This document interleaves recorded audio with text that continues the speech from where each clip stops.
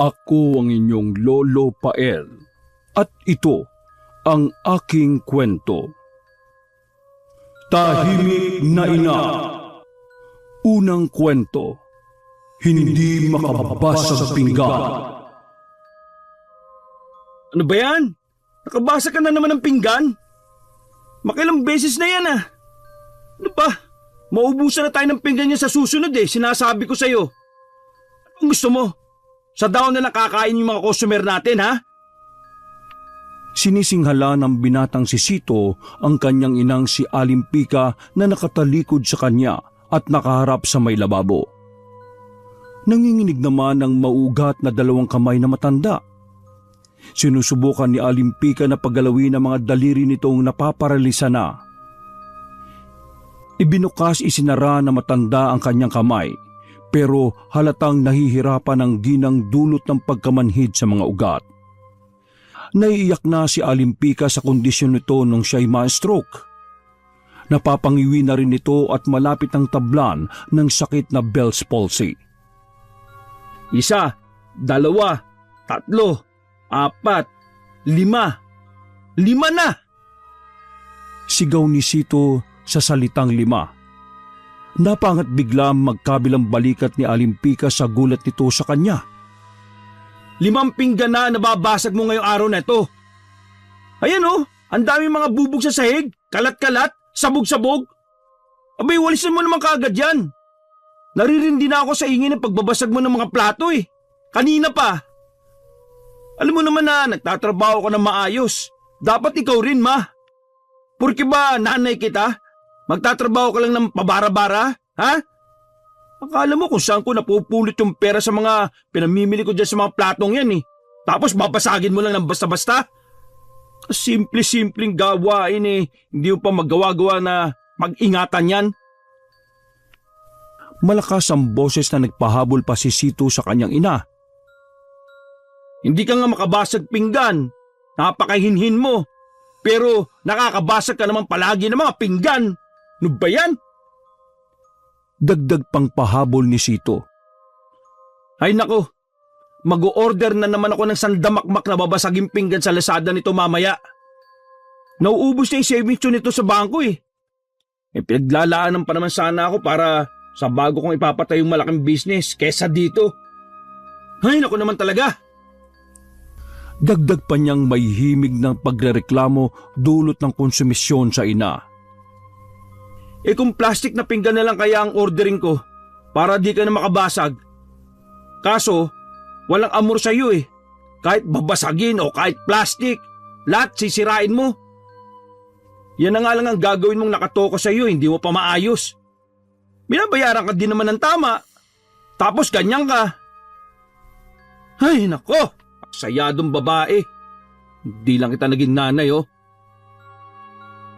Nagpapalatak na ang binata at nag-iiling pa. Walang kwenta. Dapat hindi na lang ikaw naging nanay ko Masyado kang pabigat Mangyak-ngyak na lamang si Alimpika sa ibinabatong masasakit na kataga nito ng anak. Hindi man lang makabaling ang babae sa kanya. Nakaharap lang ang matanda sa lababo. Takot na takot ito sa binata na patuloy na nangangatog ang mga daliri at tuhod. O ano? Bakit hindi ka pa kumilos dyan? Bilisan mo na! Dami-dami pang hugasin Napansin niyang nanginginig ang buong katawan ni Alimpika. Mas lalo siyang nanggalaiti nang humarap ito sa kanyang marungis ang itsura dulot ng pagkahalo ng uhog at luha na nagkalat sa mukha. Huwag mo nga akong dramahan dyan, ano ba? Yusin mo sarili mo! Nakakaya sa mga customer natin sa labas Di ba? Ikaw naman ang may gusto nito. Ang magkanegosyo tayo ng kainan. Itong karinderya. Si kuya na nga tagapagluto Dapat, ikaw nga sanang nasa kusina kaso may nararamdaman ka naman. Ay nako, ang hirap kausap ng mga taong ayaw naman magsalita. Parang tanga ako dito na baliw na nagtatatalak sa tulad mong isang pipi Hindi na nakapagtimpi si Sito na diretsahing sabihin ang kondisyon ni Alimpika. Gamit ang apron na suot, pinunasan naman ng ina nito ang nanlilimahid nitong pagmumukha. Mukha na itong losyang. Haggard na haggard.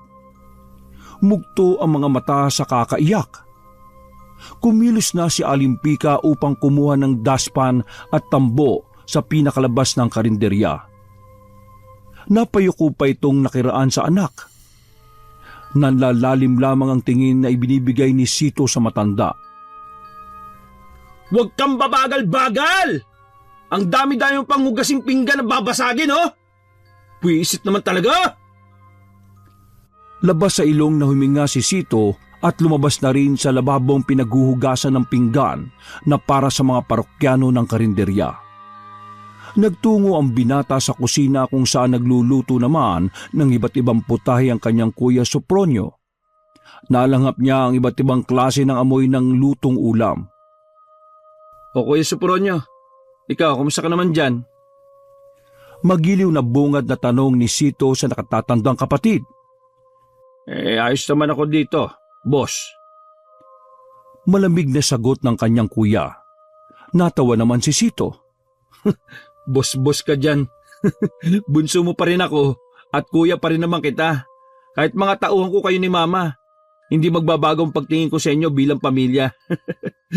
Boss. Bahagyang sumulyap si Soprano sa kanya. Talaga ba? Kung ganunin mo si mama, parang hindi mo siya... Malakas na tumawa si Sito. Kuya, gusto ko lang na maayos ang maging trabaho nyo. Ikaw nga masarap kang magluto, kaya hindi kita tinatratong parang alila. Kaso si mama, sumusobra na Dumadami na yung kapalpakang ginagawa. Sako-sakong bubog ang nababasag niyang pinggan araw-araw Malulugi tayo niya, kuya. Yan nasabi ko sa iyo. Mahabang angal na saad ni Sito. Dismayadong umiling naman ng kuya habang naghahalo ng sabaw mula sa nilulutong bulalo na nasa isang malaking kaldero. Mas malaga pa ba yung mga nababasag na pinggan ni mama kaysa tratuhin mo siyang parang hindi isang ina o isang tao? Mapanlabang sagot naman ng kanyang kuya. Wala kang pakialam. Business is business, kuya. Ayusin niya yung trabaho niya at tatratuhin ko siyang tama. Naibagsak ni Sopronio ang takip ng malaking kaldero sa sahig. Pinukulan ng masamang titig ni Sito ang kanyang tauhan na nakatatanda nitong kapatid. Bawas yan sa sahod mo ha. Ramdam kong galit ka Maotoridad na saad ni Sito. Pinulot naman ni Sopronio ang takip ng malaking kaldero na may potholder na nasa sahig. Di pa rin natinag ang tingin ipinupukol nito sa kanya. Imudmud ko kaya sa pagmumukha mo itong mainit na takip ng kaldero. Tingnan ko lang kung makapagmayabang ka pa. Ano yun? Titingin ka pa. Trabaho na. Yusin mo yung timpla niyan ha. Maraming pupunta mamaya sa karinderya ko.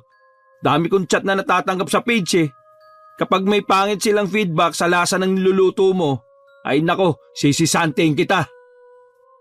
Pagbabanta ni Sito. Tinuon naman ni Sopronio ang sarili sa nilulutong kaldereta na nasa isa namang malaking kawa. O sige, doon na muna ako sa labas. Babalikan kita ha. Pinigilan ni Sopronio ang nagpupuyos nitong damdamin. Kapit na kapit ito sa sandok na hawak. Tila gusto na nitong ihataw yon sa kanyang ulo. Naiinis na lumabas naman si Sito. Pero tila gusto na nitong ihataw yon sa ulo ng kapatid. Naiinis nang lumabas naman si Sito. Pero sa kanyang paglabas, saktong sumalubong sa kanya ang inang nagmamadali. Malakas na bumangga sa kanya ang maedad na babae. Kasunod ng malakas ding pagbagsak ni Alimpika sa sahig. Nagkalat muli ang mga bubog na nasa daspan na. Narinig ni Sito ang malakas na pag-ingit ng ina nang may bumaong bubog sa binti nito. Yan kasi. Di ka nag-iingat. Hindi ka man lang tumingin sa dinaraanan mo O ayan, nabubog ka patuloy. Sarili mong kagagawan. Buti nga sa'yo. Ano? Tumayo ka na dyan. Huwag mo kong pag-inartihan ha. Marami pa akong gagawin. Sobrang dumadaing na si Alimpika pero tinatalakan pa rin ito ng maaanghang na salita si Sito. Ano ba bilisan mo? Tumayo ka na dyan. O ako ang magpupwersa sa iyong tumayo ka dyan. Maraming pinggan na kailangan dito sa karinderya eh. Dadagsana ang mga customer ko mamaya. Sayang ang pera, ano ba? Hindi kalaunan, inuluwa ng pinto sa kusina si Sopronio. Oh, anong nangyari? Ma! Sus me, ano nangyari sa'yo? Hala, may bubog ka. At saka, dugo! Diyos ko, ma! Ano ba?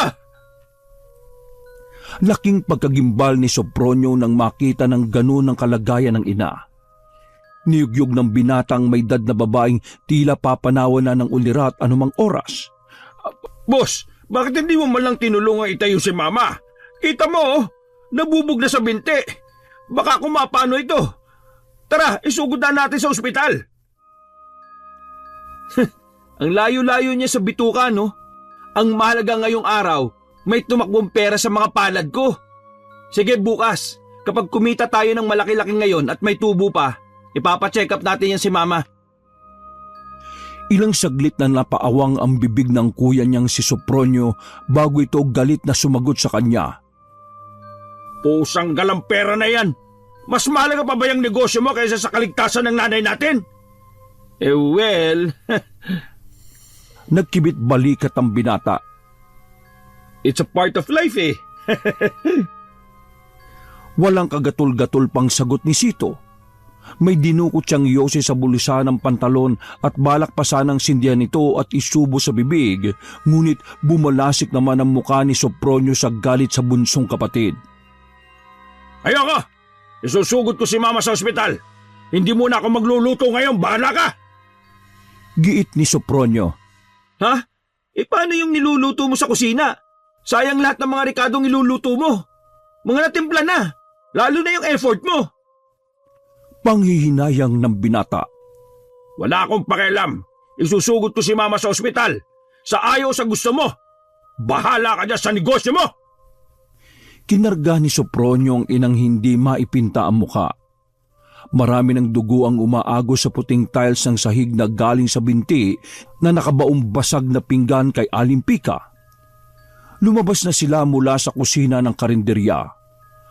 Galit naman ang naghari sa ulo ni Sito at wala ring nagawa kundi sundan na lamang ang kuya at ang kanyang ina. Ay naku naman, babagsak ang negosyo ko nito eh. Dahil sa pipi kong nanay eh. Sumakay silang tatlo sa unang dumaang taxi. Nakahalukip-kip lang si Sito habang nagngangawa naman si Sopronio na hinahawakan ng mahigpit ang kamay ni Alimpika. Mama, huwag kang pipikit ha. Kailangan ka pa namin. Marami pa kaming tutuparin ng mga pangarap mo. Gusto ko ulit marinig ang boses mo na napakahinhin. Makakapagsalita ka rin, ma.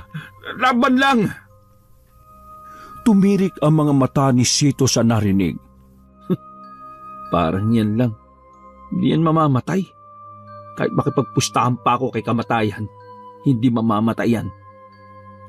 Inutusan na ni Sopronio na parurutin na ng driver ang taxi patungo sa emergency. Hinalik-halika ng lalaki ang kamay ng ina na nakangiwi na. Habang walang pakialam na tumitingin si Sito sa window ng sasakyan. Ay nako, nga pala. Paano yung niluluto dun? Binalingan ng tanong ni Sito si Sopronio. Oy, kuya, pinatay mo ba yung kalandon? Baka iniwan mo ha? Kalat na sa mukha ni Sopronio ang mga takas na luha. Oo, hindi ko nga pinatay. Para masunog na yung karinderya mo. Matupok na ng apoy ang negosyo mo. Gulat na gulat si Sito sa sinabi ng kanyang kuya. Ano? Bakit mo yung ginawa? Para magantihan ako sa pagmamulupit ko sa inyo ni mama, ha? Dedma, hindi siya pinansin ng kuya Sopronio niya. Sa halip ay ipinatabi niya sa driver ang minamaneho na itong taxi upang makababa. Tapos ay lumarga na ang sasakyan pagkababa niya. Malayo na ang naging distansya niya sa kanyang karinderya. Hindi niya tuloy malaman kung maabutan pa niya ng buo ang pinaghirapang negosyo. Kinakabahang tumalili si Sito. Hayop, yung karinderya ko, yung negosyo ko. Parang lumilipad na si Sito sa bilis ng kanyang mga paa. Takbo lang ng takbo ang binata sa abot ng kanyang makakaya. Animoy hingal kabayo siya kasabay ng pagtalon-talon ng kanyang puso na nakasilid sa loob ng kanyang dibdib. Pagkarating sa karinderya, katakataka na hindi man lang nagliliyab ang lugar na iyon. Wala rin siyang itim na usok na nakikita sa paligid na galing sa kanyang karinderya. Hindi rin nangangamoy sunog. Tumalim ang mga mata ni Sito. Ako pa talagang niloko nun Napagtanto ni Sito na nilinlang lamang pala siya ng kanyang kuya Sopronio upang pagurin at pag-alalahanin. Pagpasok ng karinderya, nagtungo agad siya ng kusina. Nakapatay ang kalan pati ang tangki nito. Eche, pinagod lang ako ng todo. Sige, hindi na kayo makakabalik ditong mag-ina kayo. Kala nyo Galit na turan niya sa sarili. Tinawag na lamang ni Sito ang mga tauhan niya sa ibang business upang tulungan siyang mag-asikaso doon sa karinderya. Hindi nila ito trabaho. Dapat sila kuya at mamang nandito Paano ba ako magkakaroon ng bagong taon sa karinderyang to? Yung matandang pipi naman na yun ang may gusto nito Isinirado muna ni Sito pansamantala ang karinderya. Nanghihinayang man siya sa mga nakabuyangyang na naluto na mga putahe ng nakatatandang kapatid, ngunit wala na siyang magagawa kundi hayaan doon. Pupunta niya sa ospital ang ina para makibalita kung ano na ang nangyari. Pagkarating sa malaking pagamutan, nadatnan niyang palabas na sina Sopronio at Aling Pika. Nakakbay ang matanda sa nakatatandang kapatid. Tinutulungan ng kanyang kuya na akaya nito palabas. Doon naman ng galaiti si Sito. O di ba kuya? Anong sabi ko sa inyo? Malayo sa bitukan ni mama yan. Ayaw niyong maniwala O yan buhay Iyak-iyak ka pa dyan. Nahinto sa paglalakad ng mag-ina nang magsalita si Sito. Pupunta-punta pa naman ako dito. Kala ko pa naman may nangyari ng hindi maganda dyan. Di ko tuloy malaman kung pinupunta na ng malaking peste mga daga yung mga lutong ulam na niluto mo dun Hoy, huwag ka mag-alala. Babalikan ko yon para hindi masayang. Huwag mo na lang pakilusin si mama. Ako na lang din ang mag-uugas sa mga plato. Hindi na! Pailing-iling na sambit ni Sito. Ano? Hindi ba umalis na kayo sa karinderya? Kung pagmalakihan mo ako kanina ano yun? Parang wala lang? Kailangan namin ni mama ng trabahong yon. May himig na pakiusap ni Sopronio. Kung kailangan nyo pala, di sana hindi nyo basta-basta iiwan yung trabaho nyo. Nasa oras kayo ng trabaho nyong dalawa Tapos hindi nyo maggawa-gawa ng maganda. 2 linggo na kayo doon. Dapat alam nyo na kung paano kayo gumalaw. Alam nyo na yung ugali ko, di ba? Humalukip-kip na si Sito. Hey, nako, nakakadismaya kayong dalawa. Akala ko naman okay kayo Hay, bahala kayo. Tumalikod na si Sito, pero bago pa man siya makalayo, tinawag na siya ng nagmamakaawang kuya niya na nangangalay ng tinutulungang isandig ang kamay sa kanyang likuran. Sito, bunso, nagmamakaawa ako. Tangkapin mo na ulit kami. Para lang sa nanay natin, Para lang sa pagpapagamot niya. Miss na miss ko na kasi yung boses niya Para makapagsalita na siya. Nagsisimula na ang panakanakang pagikbi ni Sopronio. Papayak na ito sa awa sa inang may sakit ng pagkaparalisa. Sabi ng doktor, may Bell's palsy si mama. May stroke. Aware ka naman sa kalagayan ni mama, hindi ba? Sana naman, maintindihan mo sitwasyon niya, May himig ng pakiusap na saad ni Sopronio. Yung boses niya na may paglalambing, hinahanap-hanap ko yon. Miss na miss ko na siyang muling makapagsalita. Ikaw ba? Hindi mo ba hinahanap-hanap yung boses niya? Muling umarap si Sito sa ina at kuya niya sa madilim na anyo. Ako ba? Hinahanap-hanap niyo noon? Matigas na pagkakatanong ni Sito sa kuya niyang si Sopronio. Nagulantang ang lalaki sa isinuwalat na nararamdaman ng bunsong kapatid. Sito, tapos na yon. Huwag mo nang balikan ang nakaraan. Hindi, kuya! Iniwan niyo akong dalawa ni Mama! Iniwan niyo ako! Nagsimula na ring humikbi si Sito. Hindi ko makakalimutan na iniwan niyo akong dalawa ni Mama nung bata pa ako sa bayampunan. Alam niyo ba ang hirap na dinanas ko sa mga mother nandun? Alam niyo ba? Napailing si Sopronio na pinali sa mga nahulog na luha. Hindi. Huwag mo nang balikan yon. Hindi, kuya. Babalikan ko yon hanggat gusto ko. Tinrato ko ng mga madre doon na parang isang hayop. Alam niyo ba yon? Sito, hindi di ba? Dahil wala kayong alam. Sarili niyo lang dalawa ni Mama ang iniisip ninyo. Bawiin mo yung sinabi mo. Nagtagis ang mga panga ni Sopronio. Mapanlaban namang hindi tumigil sa kakapahayag ng damdamin ng binata. Hindi ko babawiin dahil totoo naman eh. Totoong pinabayaan niyo ako. Alam niyo ba na tumakas ako sa bayampunan kung saan niyo ako iniwan? Namuhay ako mag-isa sa kalye. Nagpaka-independent ako. Kahit sino mga taong dumadaan sa kalsada, inihingan ko ng barya para mapatid lang yung gutom at uhaw na nararamdaman ko. Hindi niyo ba ako iniisip ng mga panahon na yon? Kung anong nangyayari sa akin sa kalye? Tila nagkaroon ng malaking bato sa lalamunan si Sopronio na hindi makasagot kay Sito.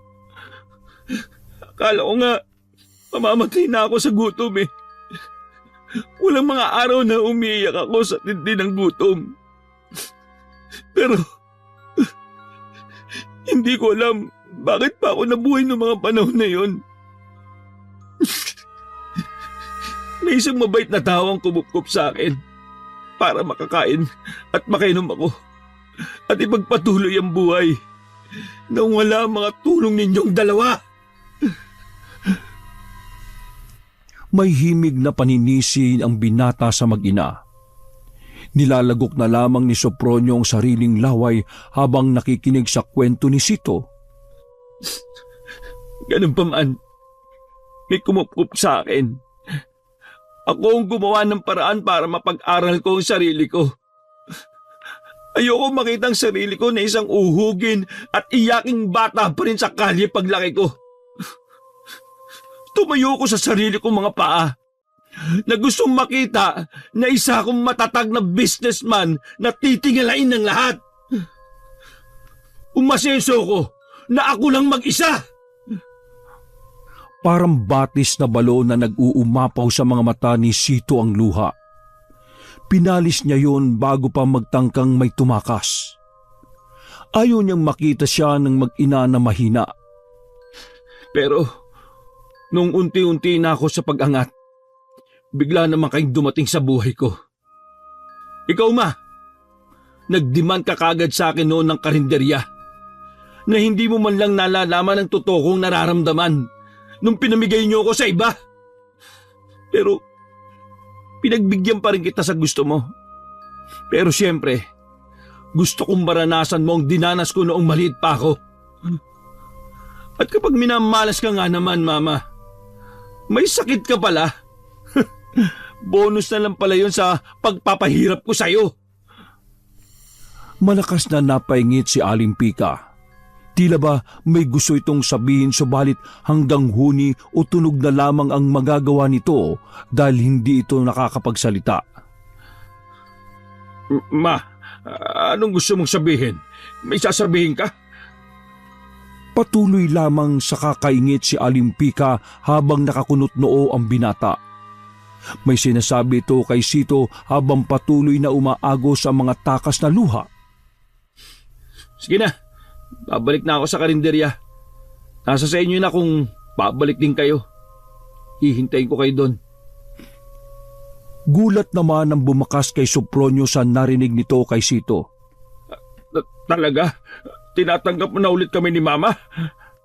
Oo. Pero asahan nyo, na boss nyo ako sa karinderya. Hindi ko kayo itatrato na parang magkakilala lang tayo. Trabaho lang. Walang personalan. Nauna nang sumakay si Sito sa may dumaraang tricycle pabalik ng karinderya na kanyang pagmamay-ari. Pareho namang nangalay sa pagtayo ang mag-inang si Sopronio at Alimpika. Umupo muna sila sa malapit na bench ng hospital center na yon. Ma, ayos ka lang ba? Hinaplos-saplos ni Sopronio ang likuran ni Alimpika. Inaalo ito nang marinig ang manaka-naka nitong pagikbi. Huwag ka nang umiyak, Ma. Magbabago rin yan si Bunso. Makakasama pa sa kalusugan mo yan kapag masyado mong dinibdib ang mga nangyari. Nag-aalalang saad ni Sopronio sa ginang. Ano, Ma? Nahihirapan ka pa rin po ba? Kargahin na lang po kaya kita. Wala naman po tayo matitirhan pa kapag umalis tayo dun sa may karinderya. Hindi ko naman alam paano ako makakadiskarte na makahanap ng titirhan natin paupahan. Kaya wala tayong ibang pagpipilian kundi sa karinderya na lang na ipinatayo ni Sito tayo titira. May nahong paliwanag pa ng binata sa inang tahimik na iniisip pa rin ng bunsong kapatid nito na si Sito. Ma, huwag mo nang isipin si Bunso. Mahal ka nun ni Sito.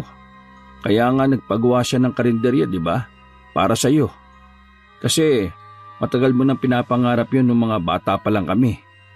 Sa'yo pa nga nakapangalan, di ba? Mataman na bumaling si Alimpika kay Sopronio. Napangiti naman ang binata nang makuha nito ang atensyon ng ina. Di ba? Alimpika Chu Eatery. Yun ang nakalagay, di ba? Kumurba na rin ang mga labi ni Alimpika at labas ngipin na kumapit sa braso ng anak. Habang nakikinig sa mga pahayag nito. Di ba, saktong-sakto. Nalinya pa sa Pokemon ang pangalan mo. Ang daya.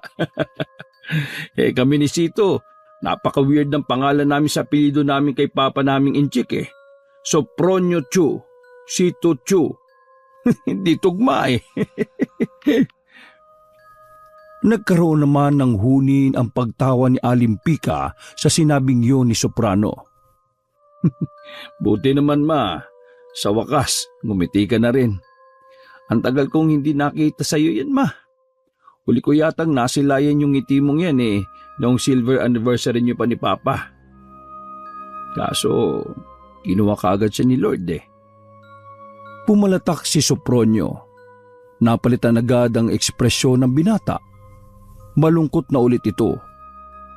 Na-depress kasi si Papa nung ipamigay natin si Sito sa orphanage, di ba? Inuna lang naman kasi natin si Papa noon eh. Yung naging kalusugan niya. Ang pagpapa-hospital niya. Para mailigtas siya. Pero, yun nga. Wala na rin si Papa. Bumusangot na rin si Alimpika nang makitang umiiyak ang panganay nitong si Sopronio. Si Alimpika naman ang umalo sa anak. Babalikan naman sana natin si Sito noong wala na si Papa eh. Babawiin natin sana siya sa orphanage. Pero hindi na natin siya naabutan. Yung pala tumakas na pala siya. Iminwestra ni Alimpika ang mga daliri. Sinubukan nitong mag-sign language kahit hirap sa pagpapagalaw ng mga daliri dulot ng sakit nito. Tumango naman si Sopronio. Oo, Ma. Alam ko naman na ang sasabihin mo eh. Na walang may gusto sa mga nangyari. Pero hindi ko rin naman maalis sa sarili ko, Ma. Paano kung hindi na lang natin ipinamigay si Sito noon? Na isinangla siya muna, di ba? Para maipagamot si Papa. Siguro hindi niya tayo kakasuklaman na dalawa eh. Muling nagpahayag si Alimpika gamit ang daliri ng nararamdaman sa anak. Sinabi nito sa pamamagitan ng pagkumpas ng kamay na okay lang yon. Pagkatapos ay hinaplos ang likuran ng binata. Siguro nga, kinarma tayong dalawa, ma. Pagkatapos mamatay ni Papa, naging parang patapon na yung buhay natin eh. Mas masaol pa tayo sa daga. Kung saan-saan tayo nakarating para tayo may matirhan. Ay, naku ma, pinaparusaan yata tayo ng Diyos. Kaagad na umiling-iling si Alimpika at tinapik ang balikat ni Sopronio. Itinuro rin ang ginang ang itaas at itinapat ang hintuturo sa labi nito. Nakuha naman agad ng binata kung anong ibig sabihin ng kanyang ina. Hindi ko naman kinukwestiyon ng Panginoon, ma. Diba sabi mo nga nung bata ko, nung mamatay si Papa, everything's happened for a reason. Siguro nga, may dahilan ng lahat ng ito. Pero ang dahilan na yun, hanggang kailan pa kaya masasagot? Ay, grabe na kasing pinagdaraanan natin eh. Pabitaw na kasi ako, ma. Malapit na akong sumuko sa kakahintay sa buwisit at dahilan na yan. Buong higpit na niyakap ni Alimpika ang naglalabas ng sama ng loob na si Sopronio. Pagkala sa pagkakayakap, may dinukot ang ginang sa bulsa ng bestida nito. Isang puting rosaryo. Ibinigay yun ng matanda sa anak na patuloy na naghihinakit sa may itaas. Pinunasan naman ni Sopronio mga luhang umaagos sa kanyang pisngi gamit ang panyong kulay maroon ng poong Nazareno. Ibinalik din ng lalaki ang yakap sa ina at magiliw na nagpasalamat dito. Salamat, ma. Hindi ko naman talaga nakakalimutan ng Panginoon eh. Patuloy pa rin naman akong magdarasal kahit sobrang hirap ng dinaranas natin ngayon. Kasabay ng nakakaantig na tagpong yon, tumayo na si Sopronio at niyaya ang ina. Halika na nga, ma. Tumayo ka na dyan. Ay, hindi. Kakargay na lang pala kita. Napamulagat naman si Alimpika, saka malakas na umiling. Ayaw kasi ng ginang na mahirapan ng anak dahil sa kalagayan nito. Sus, ang gaan-gaan mo nga eh. Ayos lang yan, ma. Para mabilis tayo makapunta sa karinderya ni Bunso. Wala na lamang nagawa si Alimpika kundi ipaubaya sa anak ang pagkarga ni Sopronio sa nangihinat na paparilisadong katawan ng ginang. Pagkarating na mag-ina sa karinderya, sinalubong sila ni Sito na halata sa itsura nito ang pagkainis. Mainit na naman ang ulo ng binata. Kumukulo ang dugo sa tuwing may nagagawang hindi maganda ang mag-ina. Oh, bakit ngayon lang kayong dalawa? Eto, nakikita niyo yung mga kumikilos na yan? Sa ibang business na hawak ko nagtatrabaho mga yan. At dahil wala pa kayong dalawa, sila ang pinagtrabaho ko dito sa karinderya. Itam, iba pa naghahain sa mga naging customer natin na dapat kayo ang mismong gumagawa. Bunso, nahihirapan kasi si Mama. Kaya natagalan, Boss! Boss nga pala. Lagi mong nakakalimutan eh. Kapag nandito kayo sa karinderya ha, Boss ang itawag niyo sa akin. Maliwanag? Nanggigigil na saad ni Sito sa kanyang kuya. Opo, Boss. Yumuko na lamang si Sopronio at nahihiyang sumulyap paangat ang ulo. At wala akong pakialam kung nahihirapan siya. Motoridad na dagdag pa ni Sito. O sige na, pasok na. Trabaho, trabaho! Malakas ang boses na saad niya kina Alimpika at Sopronio. Ininit ko lang yung mga putahing niluto mo kaninang umaga. Lumamig na eh. Sayang kung di pa ihahain. Sige, salamat. Bigo sabihin, boss. Mahinang saad ni Sopronio sa huling bitaw nito ng kataga sa amo nitong nakababatang kapatid. At kayo, balik na kayo sa mga trabaho niyo sa milk teahan. Maraming salamat sa inyong serbisyo ha. Huwag kayo mag-alala, may bonus kayo matatanggap sa akin sa kinsenas. Nagbunyi naman ang mga tao ni Sito na nagtatrabaho sa milk tea shop malapit sa karinderyang yon. Sabay-sabay na rin na sumibat ang tatlong kababaihang yon. Masamang pinukulan naman ni Sito ng atensyon ng inang mangiyak-ngiyak na nakatulala pa rin sa kanya. Ma, umilos na.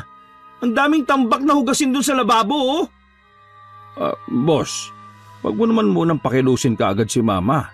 Kagagaling lang niya sa ospital, oh. Sige na, ako na muna maghuhugas. Mapaklang natawa si Sito. Di ka ba nag-iisip? Baka mapasama pa kapag ikaw maghuhugas. Madadarang ka sa apoy. Eh di mas lalong hindi ka makakapagluto niyan kapag hindi mo na maigalaw ang mga kamay mo. Di ba? Ayos lang. Si Mama kasi delikadong lagay niya ngayon. Hindi siya pwedeng Ano ba? Di ba sinabi ko na kanina? Business is business. Job is job. Mga trabahador ko kayo. Ako ang amo nyo.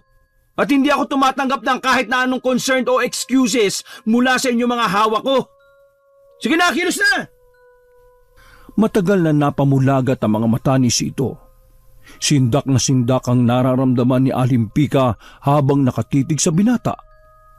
Kasalukuyang nangangatog ang buo nitong katawan at tumatagaktak ang malamig na pawis habang di alam kung anong susunod na gagawin. Ikaw ma, kilos na! Naghihintay ang mga pinggan nyo, oh. Naghihintay ang mga customer na kakain. Bilis na! Malagim na utos ni Sito. Tutulungan ko si Mama. Huwag mo naman siyang sigawan. Walang pakialam na hindi kumibo si Sito sa nakatatandang kapatid. Para sa binata, negosyo na lamang niya ang kanyang iniisip at hindi ang kapakanan na magulang. Wala na siyang pakialam kung anong mangyayari. Ang sariling pananaw niya ang dapat isaalang-alang. Ay nako, kay bagal-bagal! Inis na saad pa niya. Pagkapasok ng mag-inang Sopronyo at Alimpika sa loob ng karinderya, minasdan ni Sito ang paligid sa labas ng karinderya. Napakaraming tao na naghihintay. Mas lalo tuloy na na-pressure ang binata. Nag-alala din siya na baka may umalis na customer oras na may mainip. Sinubukang i-entertain ni Sito ang mga parokyanong nakaupo lamang habang nag-uusap sa labas ng karinderya. Binigyan niya na muna ng menu at hiningi kung ano ang mga order. Naglabas siya ng notes at saka isinulat ang mga kailangan ng mga ito. Tatalikod na sana si Sito upang abisuan si Sopronyo ng mga hinihinging order ng mga parokyano nang may nagpahabol. Pwedeng pa-order pa? Lumingon si Sito. Nanlaki ang mga mata ng binata ng mamukaan kung sino ang umu-order na yon. Tatay Budoy, ikaw po pala. Sinalubong ni Sito ng magiliw na pagyakap si Mambudoy, ang ama-amahan nito o pangalawang naging magulang. Ang taong kumukup sa kanya noong mga panahon na isa lamang siyang batang hamog matapos tumakas sa mga mapagmalupit na madre sa bahay ampunan. Kumusta? Kumusta na itong karinderya mo, anak? Heto, ayos naman. Ba, going strong ah?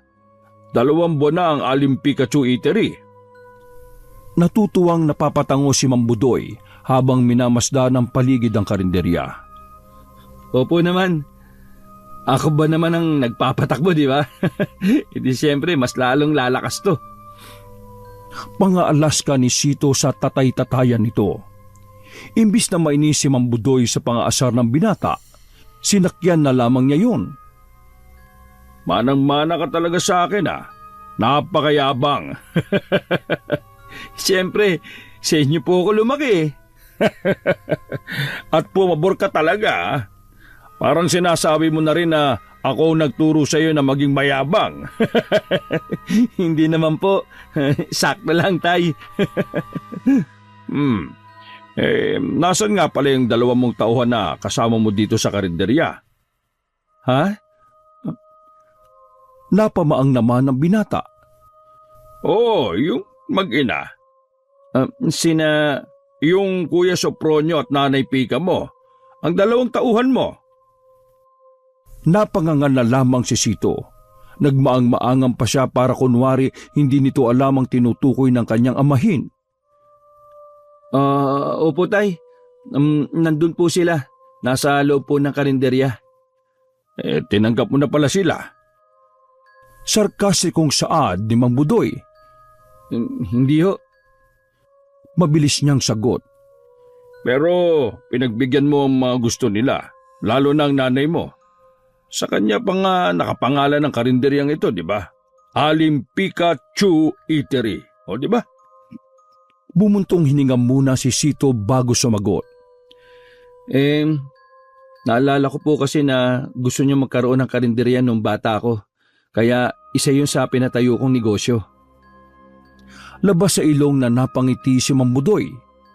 Humingisip pa ito at nag-iiling. Napakabait mo talagang anak, Sito? Kahit may nagawang masama sa iyo yung nanay at kapatid mo, tinupad mo pa rin yung pangarap nila. Opo, mama ko yun at kuya ko pa rin siya. Pero hindi ba dapat gantihan mo sila? Nagtatakang napatingin ang binata kay Mang Budoy. Ano po? Gantihan mo sila? Opo. Napupot pa rin ako sa kanilang dalawa Ayan, tama yan. Huwag mo silang papatawarin hanggat hindi sila lumuluhod sa iyo. At hindi sila luluha ng dugo. Mas nadoble ang pagtataka niya nang sabihin niyo ng tatay-tatayan niya. Pero, Tay Budoy, napakasama ako ng mga anak kapag ganun. Masama na kung masama. Di ba nga naging masama din naman sila sa iyo nung pinabayaan kanila? Iniwanan kanila sa bahay ampunan. Nagpalaboy-laboy ka nga sa lansangan noon Pagkatapos mong tumakas doon, tapos ako ang nakakita sa iyo. Ako ang kumupkup sa iyo. Ako ang naging ina at ama mo, hindi ba? Paghihingi nito ng sang-ayon sa binata. Di pa rin umubra kay Sito mga sinabi ni Mang Budoy, kaya hinimigan niya pa rin ang pagkontra dito. Opo, Tatay Budoy, alam ko naman po yun. Pero kaya magpasalamat ka sa akin. Kung hindi dahil sa akin hindi kita mapapalaki ng ganyan. May himig naman ang panunumbatang matanda. Salamat po, Tatay Budoy. Pero sa part ko naman, binigyan mo nga ako ng tirahan pero kumayod naman ako ng husto. Na ako lang mag-isa. Galing sa sarili kong pawis sa pagtatrabaho ko para makapag-aral lang ako. Habang inihahayag yun ni Sito, bumalik sa kanyang alaala ng mga panahong nagsariling sikap siya para lang maabot ang tugatog ng tagumpay sa pag-aaral. Kahit na. Binigyan kita ng matitiran, dapat tanawin mo yun ng malaking utang na loob sa akin. May panggigigil na saad ni Mang Budoy sa kanya. Bagyang naglaylo ang pagkontra ni Sito sa kanyang naging ama-amahin. Dahil mas tama nga ito. Opo, Tatay Budoy.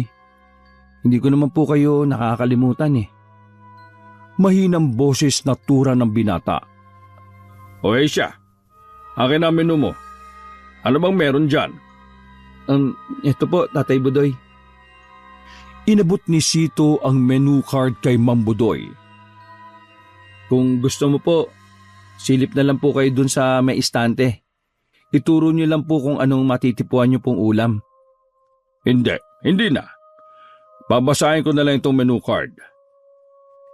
Isinuot muna ni Mang Budoy sa mga mata niya ang antipara upang malinaw nitong mabasa kung anong available ang pwedeng orderin sa kanilang karinderya. Marami-rami rin palang mga nasa listahan na pwede kong orderin dito O sige. Bigyan mo ako nitong kaldereta, menudo at bopis. Samahan mo na rin ng malamig na nagyayelong soft drinks At saka malamig na bottled na mineral water. Dikta nito sa magiging order na matanda. Saka ibinalik sa kanya ang menu card. Sige po, Tatay Budoy. Sino ba ang serbidora mo dito? Ako po. Tugon ni Sito na ipinagtaka naman ni Mambudoy. Ha? Ikaw? Ikaw ang amo ha? Ang boss? Ang nagpapasweldo? Bakit ikaw pa ang magiging waiter? Tay Budoy, wala na po akong magiging katuwang eh.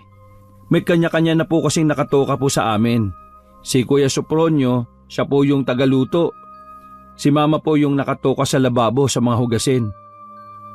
Tapos, ito na lang ang magagawa ko, ang maging waiter po para sa mga kakain. Ako na rin po ang tagabalot kapag may magte-take out. Hindi pwede yan.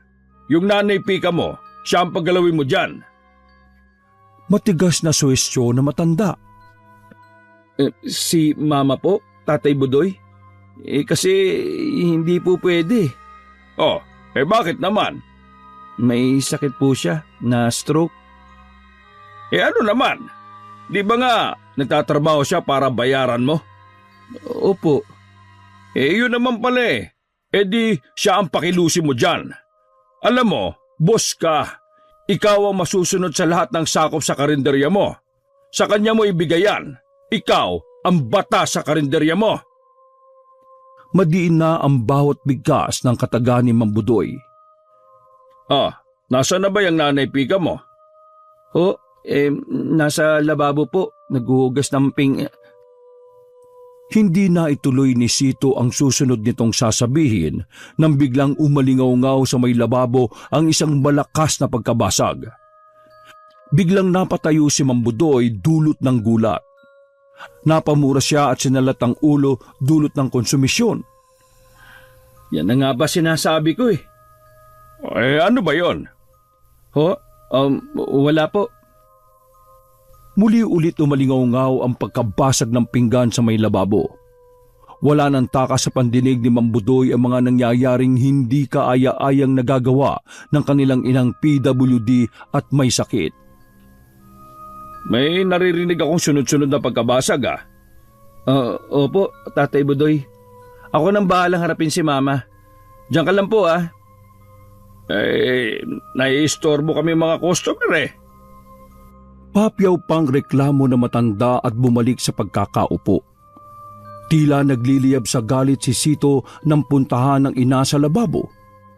Mahinang boses niya itong sinuway ngunit may diin, dala ng sunod-sunod na kapalpakan nito sa ginagawang paghuhugas ng plato. Ma, ano na naman ang ginawa mo? Pinagdilatan niya ng mga mata ang matanda. Puro mga bubog na naman ang nakakalat sa sahig. Tiningnan niya kung nabubugan na naman ang kanyang ina. Maigi niyang sinipat ang talampakan o binti nito. Nakahinga siya ng maluwag nang hindi naman ito nadali ng basag na pinggan. Ayusin mo.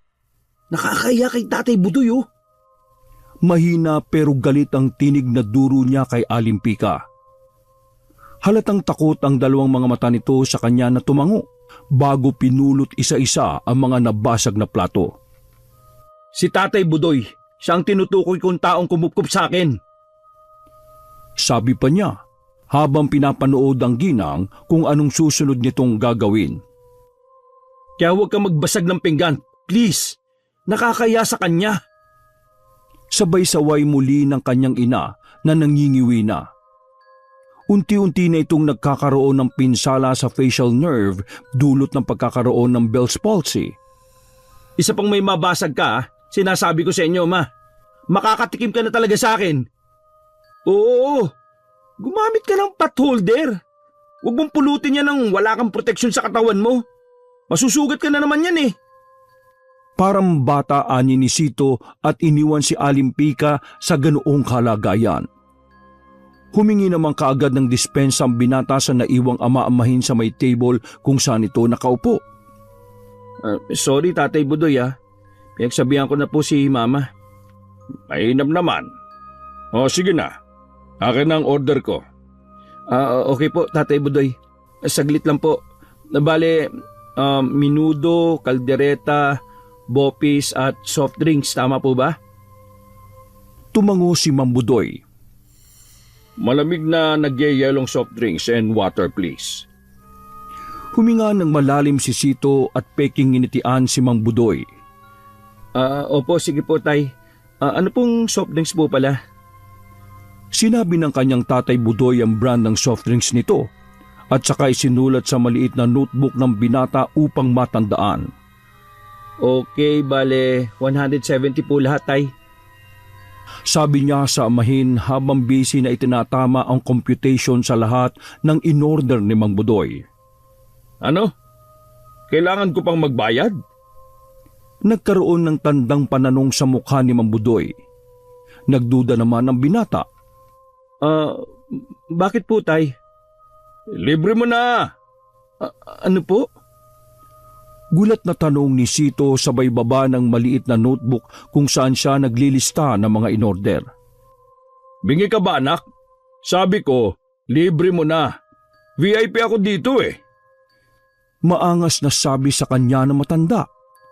Ngunit hindi nagpatalo si Sito at sinagot ang amahin. Pero ikaw na po nagsabi sa akin business is business, di ba? Walang pamilya, di ba po? Ibahin mo ako. Bakit? Sino ba ang kumupkup sa iyo nung walang-wala ka? Ikaw po. Ay sino ba nagpakain sa iyo noon? Binihisan ng bagong damit. Binigyan ng matitirhan. Sino? Ikaw rin po.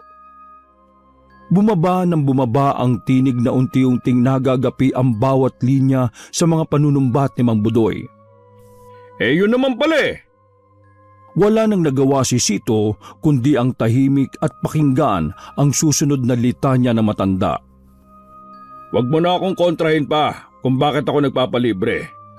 Tandaan mo ang kasabihan, ang hindi lumingon sa pinanggalingan ay hindi makakarating sa kinaroroonan. Kung hindi dahil sa akin, wala ka ngayon dito. Hindi ka umahawak ng napakaraming business ngayon, di ba?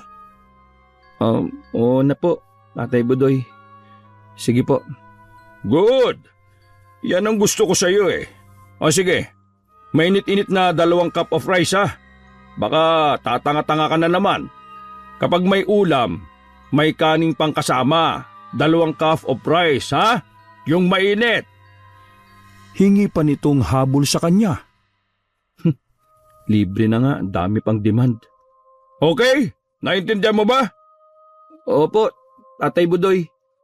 Wala na po bang ibang kailangan? Yan lang po. Nang uuyam na tanong ni Sito sa amahin. Oo. At saka pasabi sa chef mong kuya, sarapan ng timpla, ha? Demand pa ulit na ikinalawak ng kanyang sarkasmong pagkakangiti. Hindi ko na po siya kailangang pagsabihan, Tatay Budoy. Masarap po talagang magluto ang kuya kong yan eh.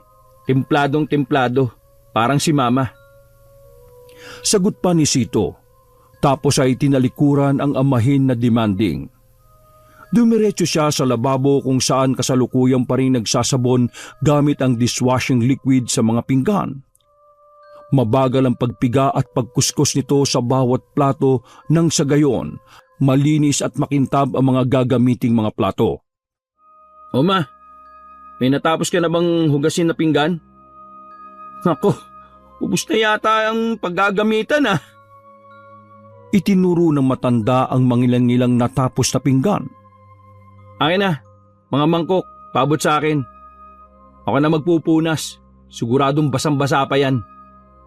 Nanginginig pero nakaraos na naiabot ni Alimpika ang pinggan, plato at mga kubyerto sa binata. Yan ang gusto ko. Slowly but surely. Napangiti naman doon ng bahagya si Alimpika sa papuring natanggap nito sa anak. Mabilis na tumungo sa kabila sa may kusina kung saan nagluluto ang kuya.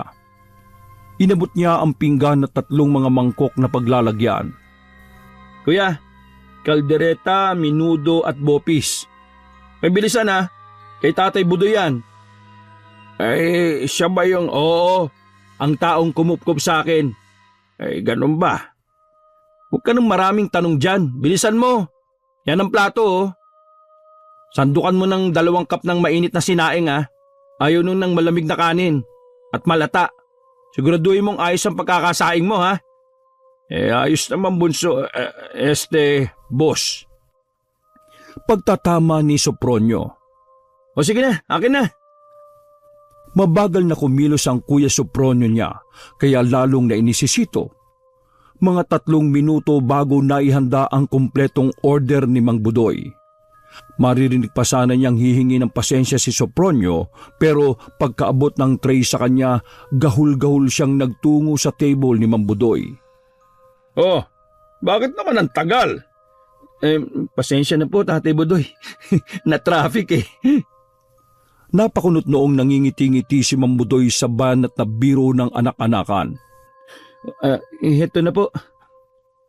Tapos inabot ni Sito ang tray na may lamang mga order nito.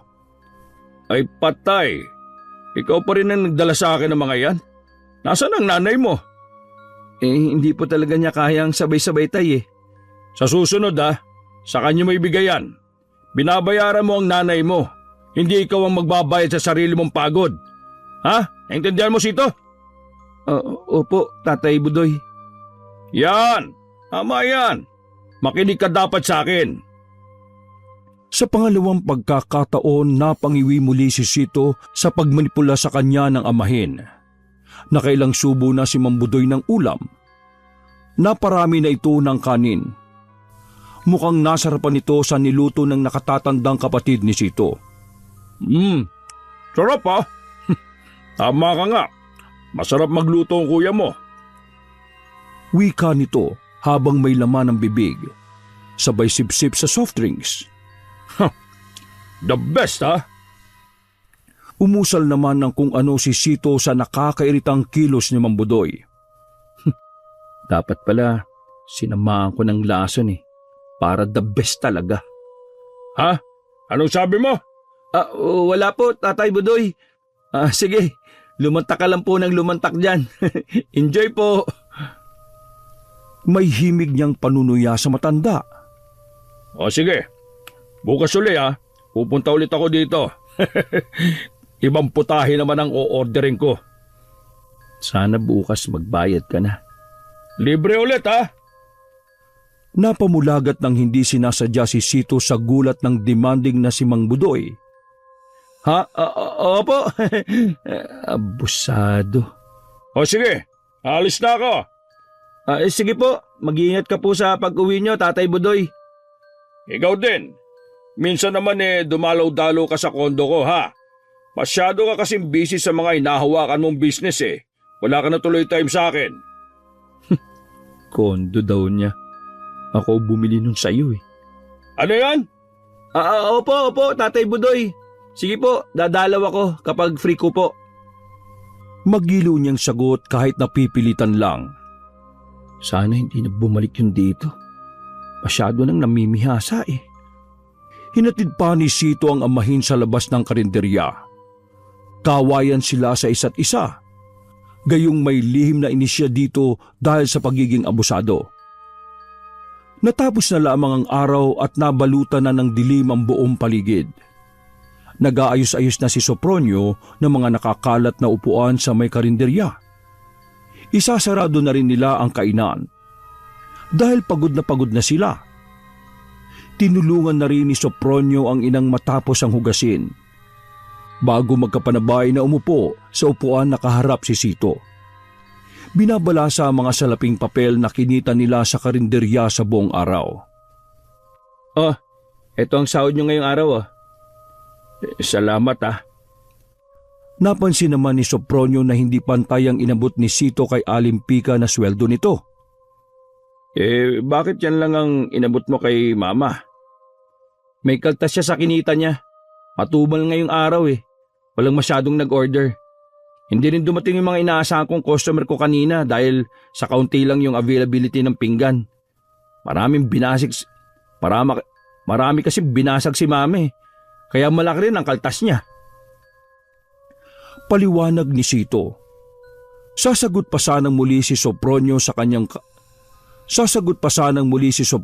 kanya, kaso binalingan agad ito ni Alimpika. Saka umiling. Ibig ipahiwatig na huwag na itong sumagot para hindi lang mapahaba ang usapan.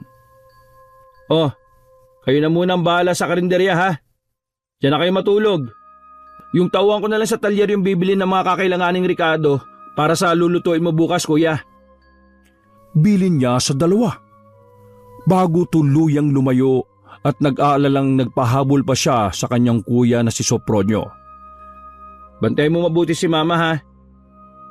Habang naglalakad sa madilim na daan patungo sa kanyang sariling bahay, itinext ni Sito yung tauhan niya sa talyer para ito na lang ang bumili ng lulutuing ulam ng kuya Sopronio niya dun sa karinderya. Sumang-ayon naman ang nakausap niyang tauhan sa talyer. Dadagdagan niya yun ng bonus pagsapit ng swelduhan. Napabuntong hininga naman si Sito.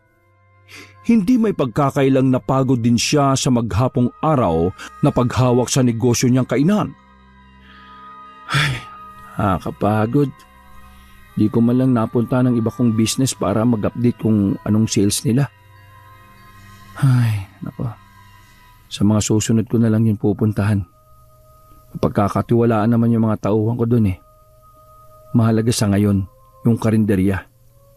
Etong si kuya at mama ang kailangan kong matutukan. Maraming kapalpakan eh. Pumalatak ang binata sa frustration. Pagkarating sa kanyang bahay, inihiga agad ni Sito ang pagod na katawan sa malambot na kobre kama. Napadako naman ang tingin niya sa may picture frame sa ibabaw ng tukador, kung saan nandoon ang larawan ng ina niyang nakangiti at isang picture frame na nakakandong siya sa mga binti ni Alimpika nung siya'y bulinggit pa lamang. Kasama nito doon si Kuya Sopronio niya na makulit na naglalaro ng basketball. Ma, sorry kung di ko po kayo mapapatawad ni Kuya Sopronio. Siguro hindi pa sa ngayon. Asal niya sa hangin, tapos ay napapikit na para magpaantok. Ilang minuto pa lamang siyang naiidlip ay biglang humampas ang malakas na hangin na nakapasok sa bintana. Biglang pumasok ang hangin na yon. Sumayaw ang mga kurtina. Tumindi ang lamig na umuuko pa sa kanyang kwarto. Napabalikwas ng bangon si Sito. Tangkang isasara na ng binata ang bintana nang biglang malakas na bumayo ang hangin. Napasigaw si Sito. Kasunod ang pagbagsak niya. Nahipan din ng malakas na hangin ang bagay na nasa ibabaw ng tukador. Hindi niya inaasahan na malalaglag ang litrato na nasa kwadradong larawan ang nakangiting ina nito na si Alimpika. Nagkalat sa sahig ang mga bubog ng babasaging kwadradong larawan na iyon. Naalala niya rin ang pagkabasag ng mga pinggan sa tuwing nasa lababo ang kanyang ina. At ang trabaho nito ay dishwasher sa negosyo niyang karinderya. Bigla namang kinutubhan ng binata. Anong ibig sabihin nito? Ayon sa pamahiin, kapag may nabasag na babasaging larawan ng nakaimprenta ang kung sino mang tao sa likod noon, tsak may mangyayaring masama. Iwiniglit ni Sito ang isiping yon. Wala naman siguro mangyayaring masama. Hanggang sa bumalik na lamang ito sa pinaghihigaan. Saka itinloy ang naunsyaming pagtulog. Kinabukasan, maagang nakipagkita si Sito sa inutusan niyang tauhan sa talyer upang bumili ng mga sangkap at rikado sa mga lulutuin ng kanyang kuya sa naturang karinderya. Nadatnan naman niyang bukas na ang kainan. Madaling araw pa lamang at naabutang nagwawalis na sa harap si Sopronio. Inabot niya sa kapatid ang sangkap na dinuguan. Ito na kuya. Lutuin mo na yan ha. May iba pang bibili ng inutusan kong tauhan sa talyer. May iba pang mga sangkap para sa iba pang putahing lulutuin mong ulam. Mamaya, samahan mo ako kuya para tulungan akong kuhain yung iba. Bilin niya sa nakakatandang kapatid. Napatango naman si Sopronio nang mahakot na nito gamit ang dustpan sa mga hahakutin sa basurahan. Maigi naman at maaga kayong nagising na dalawa. Marami ang lulutuin ngayon eh.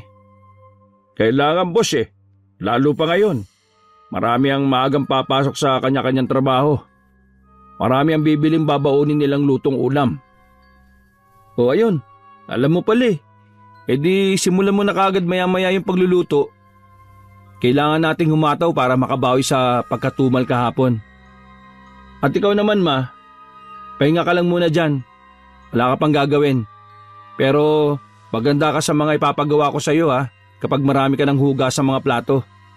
May darating na magdi-deliver dito mamaya na truck. Marami mga babasaging plato ang in-order ko. Tumango-tango naman si Alimpika. Ilang saglit pa, may isang malaking bulto ng lalaki ang paparating sa kanilang kainan. Tatay Budoy?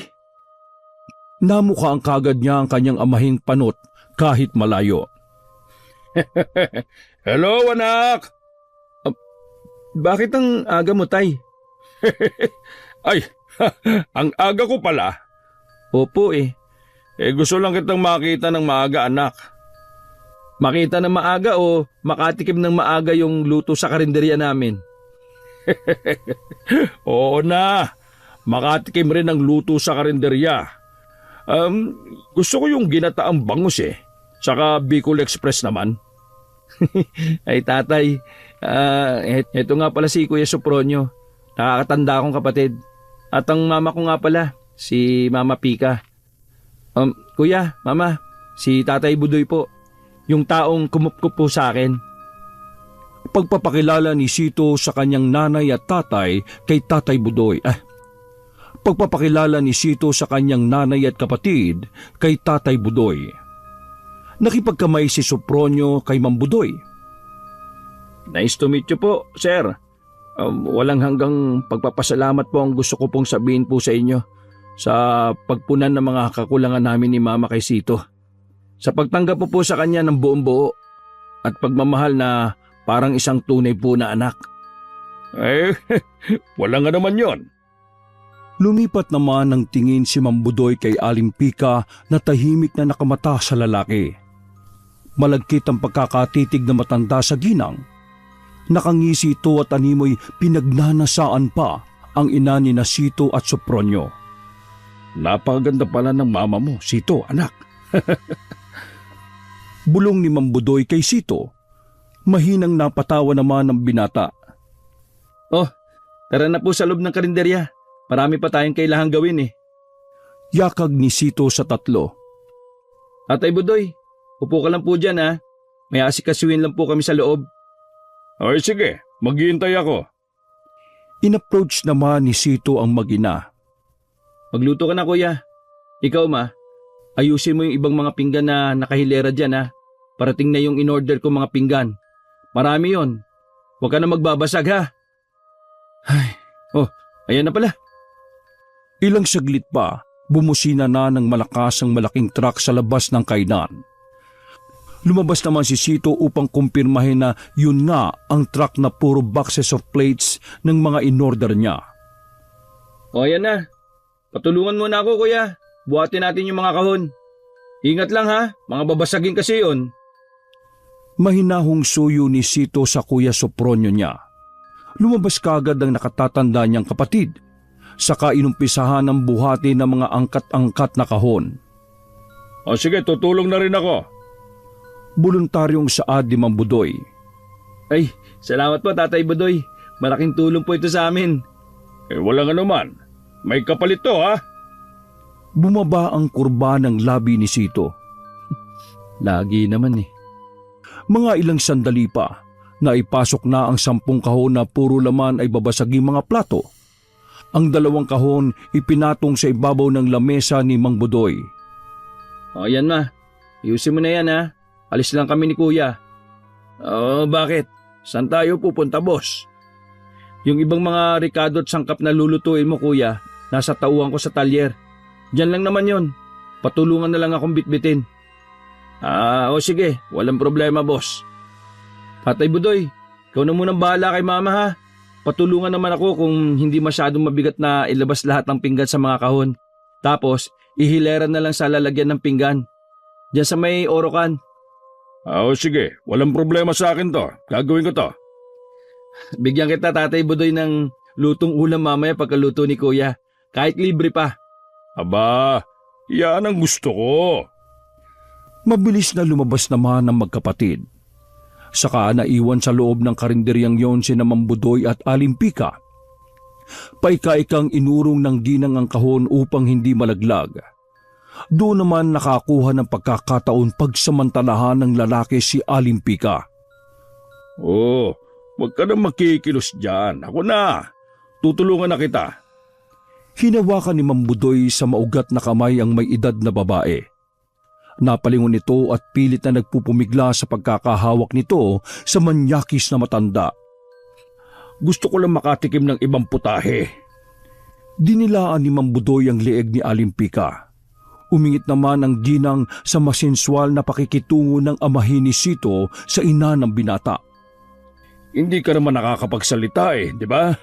Kaya titikim na ako, ha?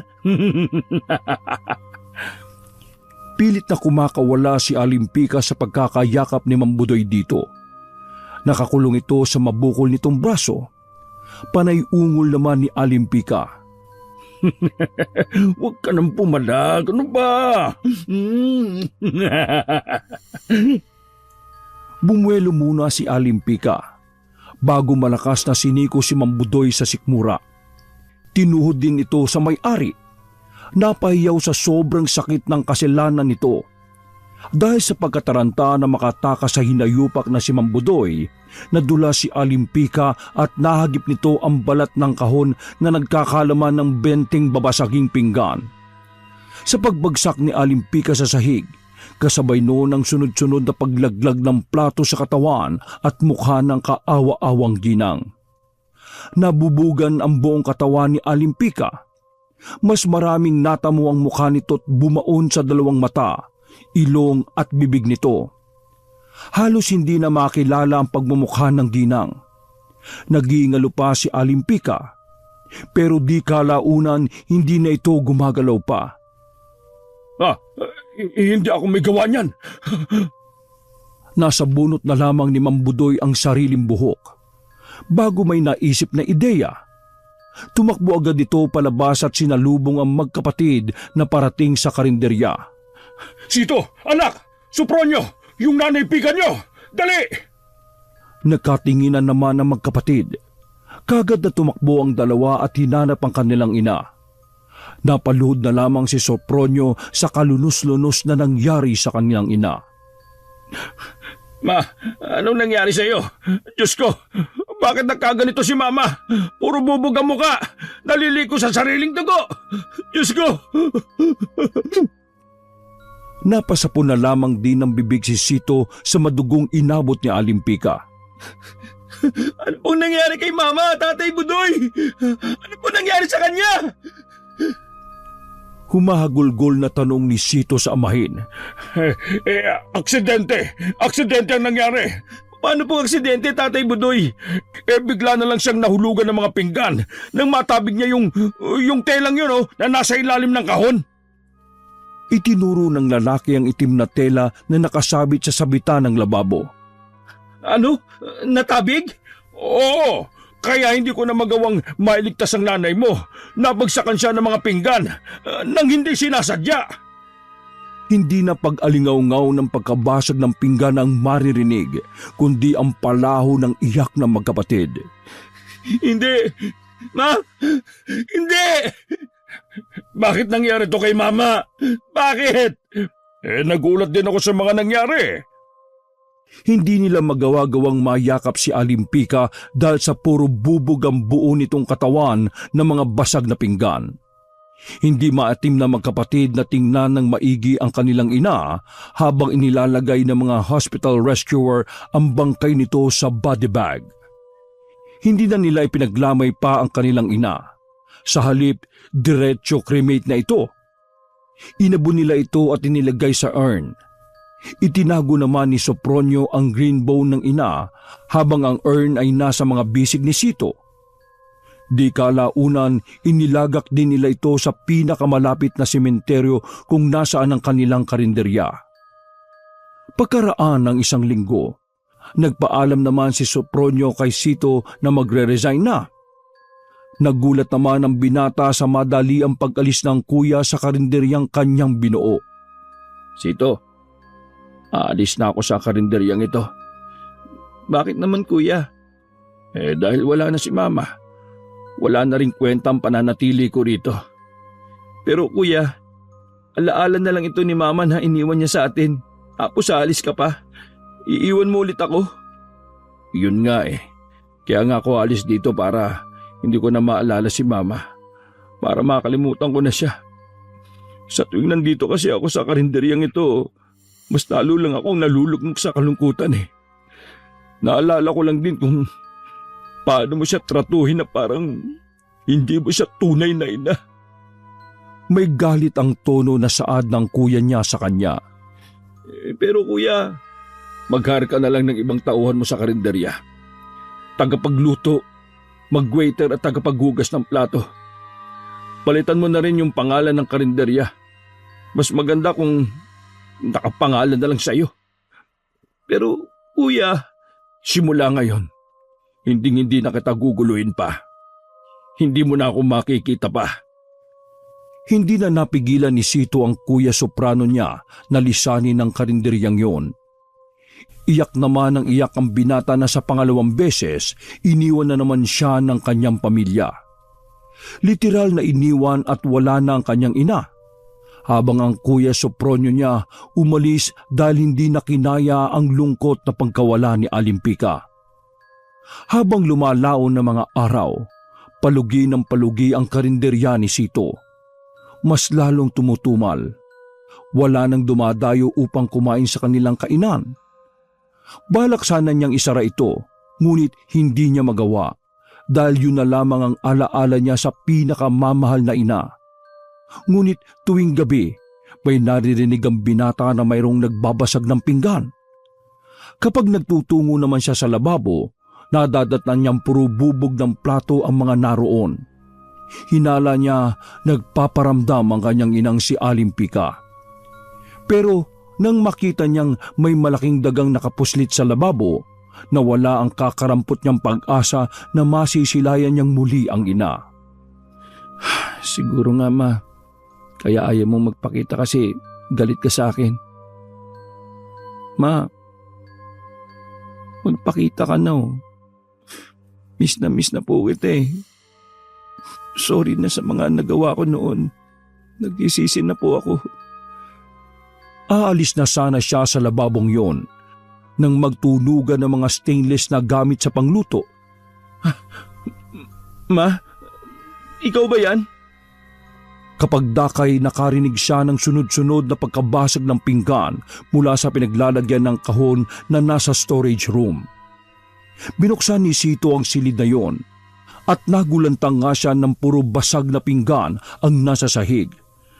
Ma, kung nandito ka, magpakita ka naman sa akin oh.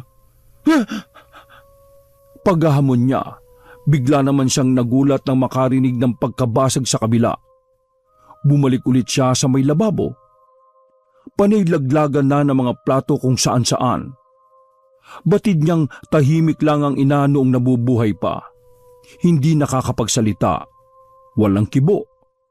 Pero nang mamatay ito, grabe naman ang pagpaparamdam na pinaranas nito sa kanya. Ang kababalaghan na hindi niya lubos maisip na magkakatotoo. Sinadla na ng takot ang dibdib ni Sito. Panay lamang pagkabasag ang maririnig niya sa buong karinderyang yon. Rinding-rindi na siya sa paranormal na ingay. Ma! Tama na, tigil na! Parawa mo na! Wag mo naman akong takutin ng ganito! Ma! Mangiyak-ngiyak si Sito nang madaplisan siya ng bubog sa talampakan. May nakabaunding maliit na basag na plato sa kanyang binti. Nagdugo yon. Namilipit siya sa kirot at unti-unting tinanggal sa balat niya ang basag na yon. Sige, ma! Aray! Kahit magbasag ka pa dito ng ilang beses, ng ilang pinggan, kahit mga babasaging baso, kahit ilang sugat pa ang ipalasap mo sa akin, tatanggapin ko. Magpakita ka lang po sa akin, ma. Gusto ko nang marinig ang boses mo. Magsalita ka naman, ma. Please naman, oh. Pagmamakaawa ng binata habang tuloy-tuloy na nalalaglag at otomatikong may sariling buhay ang mga plato sa lapag. Huli pa kasi niyang narinig ang boses ng ina nung bata pa lamang siya. 2 dekada na mahigit ang nakakaraan. Kaya sabik din siyang marinig muli ang malambing at mahinghing boses ni Alimpika.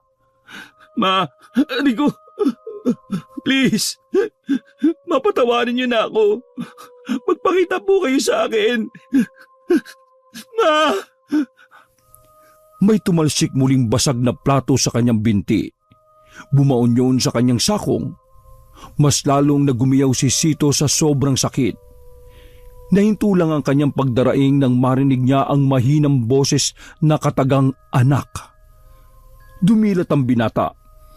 Bigla na lamang sumulpot sa kanyang harapan ang isang bulto ng babaeng nababalutan ng bubog ang buong katawan. Hindi na rin ito makilala dahil sa may nakabaong mga basag na pinggan sa mukha nito. Napupuno ang mukha nito ng sariwang dugo. Karimari-marim. Ganun pa man, hindi nakaramdam si Sito ng kakarampot na takot. Nabura ang karuwagan niya nang makaharap ang inang si Alimpika. Hindi na rin ito nagbabasag ng pinggan. Naririnig niya ang pagtangis nito habang umiiyak siya sa sakit, dulot ng nakabaong bubog sa kanyang binti. Tila ba awang-awa ang ginang habang pinapanood siyang nahihirapan. Ma, ikaw na ba yan? Utal-utal niyang tanong kay Alimpika. Nang makita niyang tumango ang ginang, sinalubong niya ito ng yakap. Hindi na siya nag-isip kung may mababaon ding mga basag na bubog na tinamon ng kanyang ina sa iba't ibang katawan. Ang mahalaga, maramdaman lang niya ang yakap ng isang ina. Ma! Ngunit tumagos lamang si Sito sa inang isa na lamang kaluluwa. Maigi niyang sinipat si Alimpika. Doon lang niya napagtanto na kahit kailan, hindi na niya ulit mahagkan at mayayakap ang ina. Napaluhod ang binata sa sahig. Tuloy-tuloy ang pagtakas ng kanyang mga luha.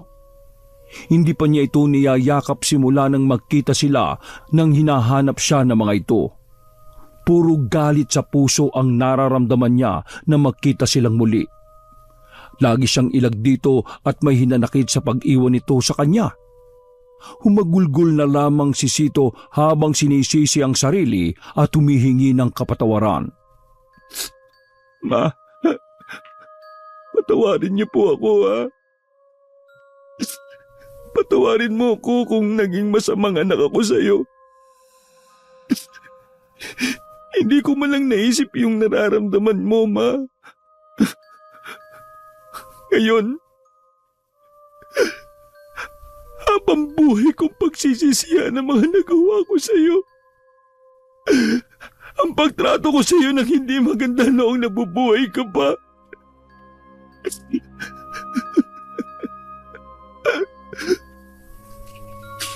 Sumingot-singot siya at pinapalis ang likido mula sa kanyang mga mata. Totoo ngang nasa huli ang pagsisisi, Ma. Patawarin niyo ako.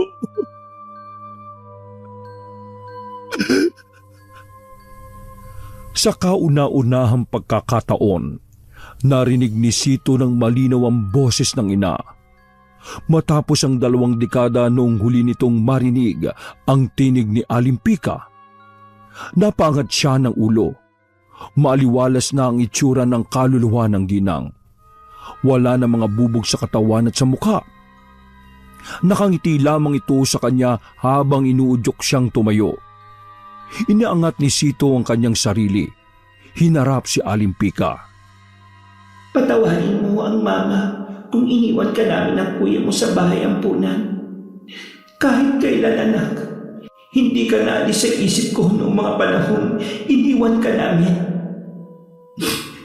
Pasensya mo na ang mama kung palagi siyang nakakabasag ng pinggan, ha?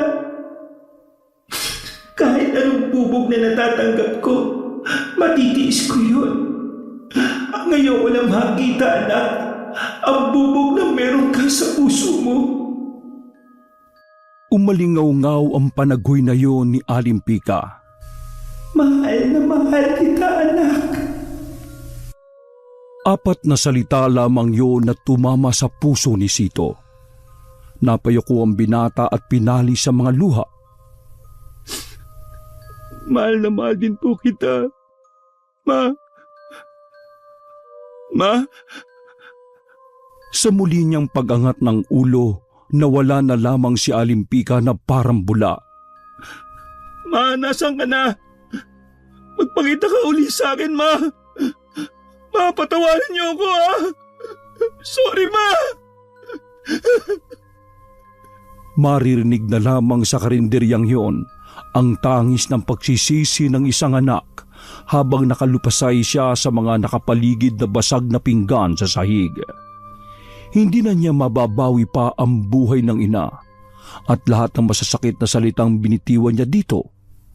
Ang mababawi niya lamang sa ngayon upang makabawi siya sa ginang ang hustisyang nararapat sa kanyang ina.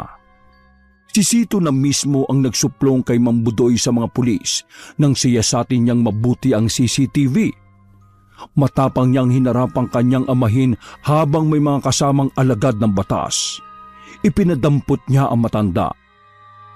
Nakita sa CCTV na pinagtangkaan mong pagsamantalahan si Mama.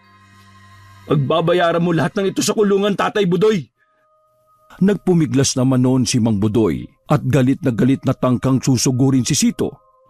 Hindi mo magagawang gawin sa akin to, Sito! Malaki ang utang na loob mo sa akin! Ako ang kumubkob sa'yo! Ako ang nagbihis sa'yo! Binigyan kita ng matitirhan! Pero ano? Itong igaganting mo sa akin? Ano ba? Itiwan niyo ako! Ano ba? Iniyuko na ng pulis ang ulo ni Mang Budoy pagpasok nito sa patrol car. Nang gagalaiti namang nagbanta pa ang matanda kay Sito bago tuluyang dalhin ang mapanumbat nitong amahin sa presinto. Babalikan kita, Sito! Sisigilin kita! Papatayin kita! Nagwangwang na ang patrol car. Napangiti naman si Sito na sa wakas nakabawi na siya sa pagkukulang niya sa ina. Sinadya naman puntahan ng binata ang kuya niyang si Sopronio sa bahay na tinitirhan nito. Walang pag-aalinlangan na pinapasok siya ng nakakatandang kapatid sa loob. Pero nag-request siya na maglalakad-lakad hanggang sa karinderya. Habang magkasamang naglalakad, doon na niya kinibo ang kuya Sopronio niya at tumingi ng kapatawaran sa lahat. Kuya, tawarin niyo ako kung naging malupit ako sa inyo, ha. Gusto ko, kuya, bumalik ka na ulit sa karinderya, oh. Hindi bilang tauhan ko, kundi bilang business partner.